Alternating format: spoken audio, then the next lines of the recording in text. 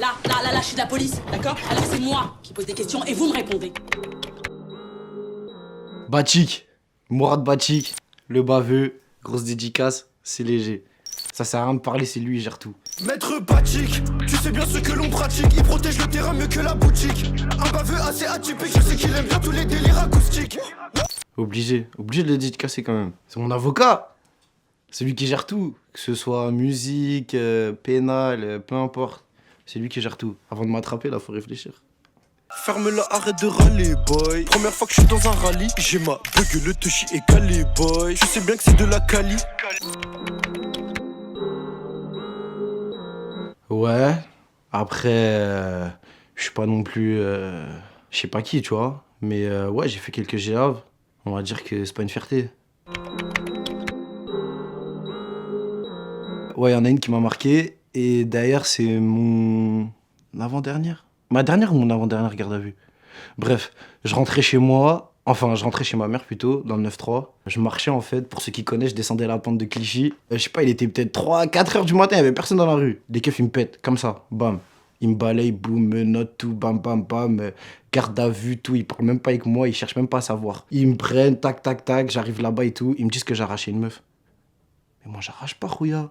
C'était, wesh, quand on avait 14 ans, ça, frérot. J'avais 18 ans, 19 ans. Non, j'avais 18 ans. Quand ils m'ont pété pour ça, tu vois ou pas? C'est-à-dire que j'arrive au commissariat et tout, nan. Je suis comme un fou. Oh là là, je suis en train de péter mon crâne, le corps de la mec. Et vas-y, au final, tu connais, bah, ils ont vu que c'était pas moi, t'as vu? Donc au final, au lieu d'arriver chez moi à 4 heures du matin, pour le coup, bah, je suis arrivé vers... ouais, midi, 13 heures. Et d'ailleurs, en plus, Big Manager, il m'harcelait. Il m'harcelait, la vie de ma mère. J'avais pas de batterie, j'avais rien du tout, tu vois. J'avais rien du tout. Ça veut dire que je suis sorti du commissariat. Dis-toi, je suis même pas rentré chez moi.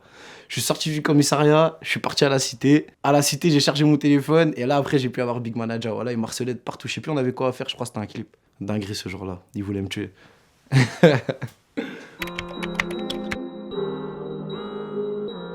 Ma toute première, j'étais au lycée, je saurais pas te dire exactement j'avais quel âge ou j'étais en quelle classe. Trafic de stupéfiants, flagrant délit. Voilà, ils ont tout pris, le Clix, moi, ce que j'avais sur moi.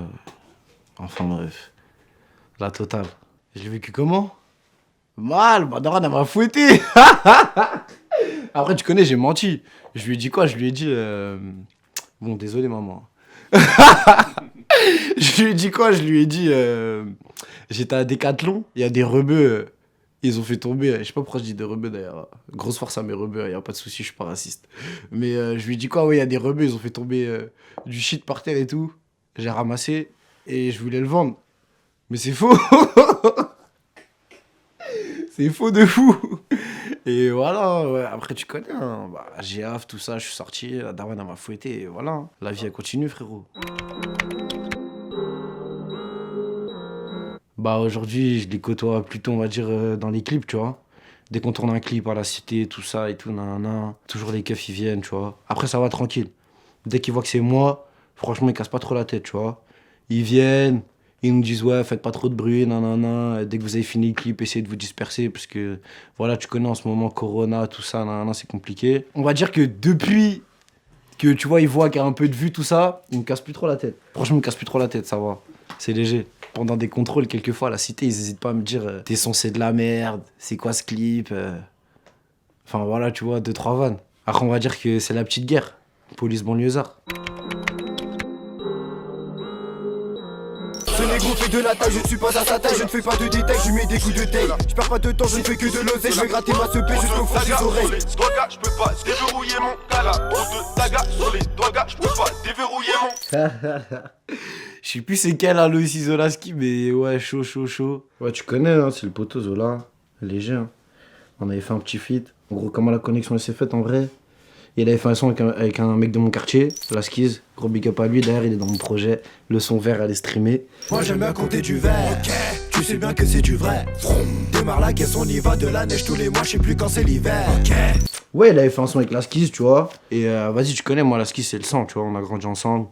Après, il est plus grand que moi, tu vois, mais c'est vraiment le sang, tu vois. Voilà, hein, tu vois, ça a collé direct.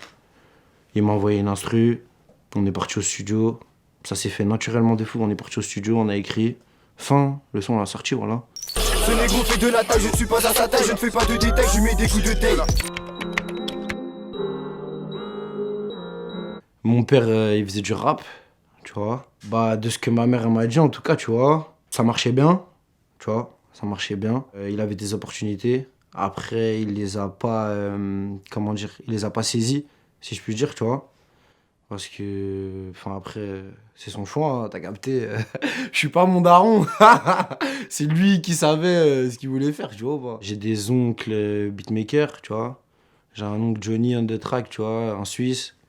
Il fait des prods. Après, j'ai un peu de famille dans le 9-4, tu vois, aussi, ils font des prods, tu vois. Donc, on va dire que j'ai grandi un peu autour de la musique, tu vois. Ma mère, elle kiffe la musique, de fou. Il y a toujours la musique chez moi, tu vois pas ce que je veux dire. C'est quoi qui te motive à faire de la musique? C'est quoi ta principale source d'inspiration? Oh, cette question, sans mentir. Ce qui me motive, moi, j'ai qu'une motivation. Hein. Tu vois, moi, c'est la MIF, hein. Je te mens pas, tu vois. J'ai pas grandi par terre non plus, t'as vu? Mais j'étais pas... je sais pas où non plus. Tu comprends ce que je veux dire ou pas, tu vois? Moi, mon objectif, tu vois, c'est d'arriver là-haut. Tu captes? Donc, c'est comme un devoir un peu. Tout ce que je peux donner, je vais le donner en tout cas. On a la dalle. Voilà. On n'est pas riche. C'est léger. Allez streamer. Peut-être qu'on va devenir riche.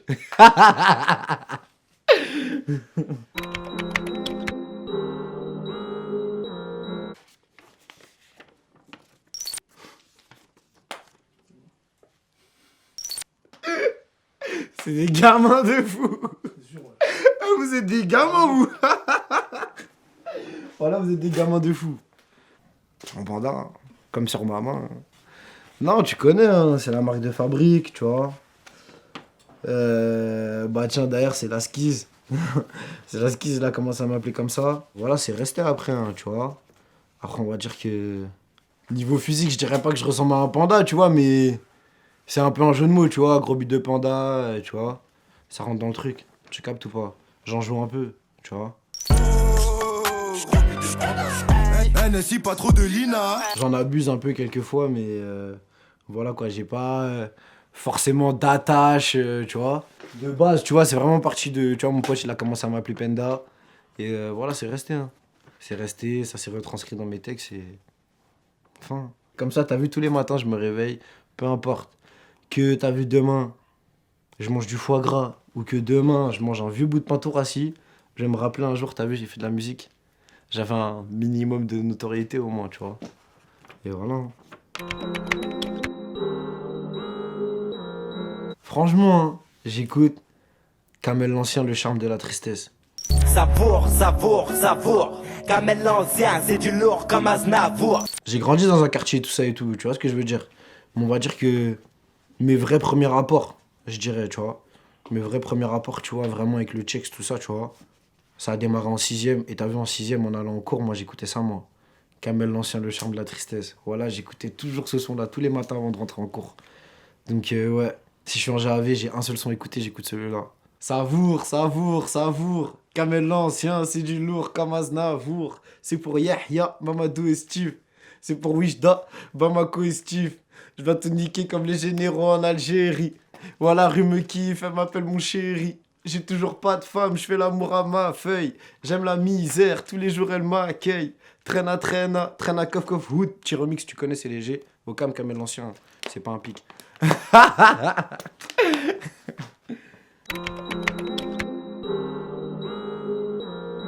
La skis, wesh, vous êtes sérieux, quoi? C'est trop le sang, wesh.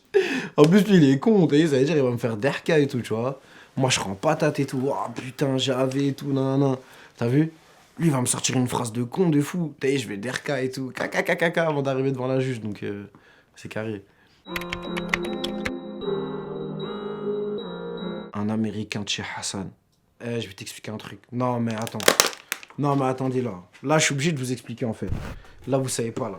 Écoutez tous. C'est un sandwich à 5 €. C'est une baguette entière. Ok?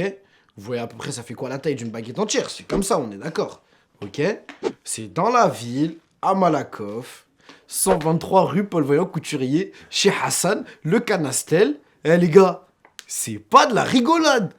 Un Américain? Mais t'es fou quoi. Eh le frérot, t'as vu, il aura le temps d'arriver au dépôt, de se faire juger, qu'on l'emmène au star. Son corps, elle aura toujours pas faim. La vie de ma mère. Il peut même faire 2-3 jours aux arrivants sans manger la gamelle. C'est léger. Il a pris un Américain de chez Hassan. Une baguette entière remplie, mon pote. On met tout ce que tu veux dedans. Moi, je prends un Américain. Direct. Sans chipoter.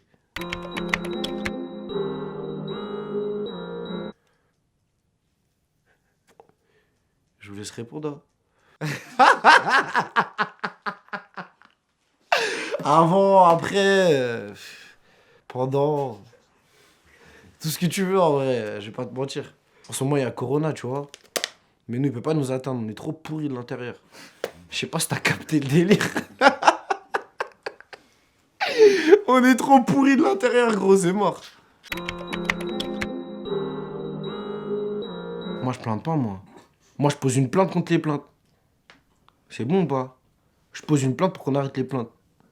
Sinon, je plainte pas, moi. T'es chelou, toi, mon ref, hein. Tu me demandes est-ce que je plainte mais je plainte pas, moi.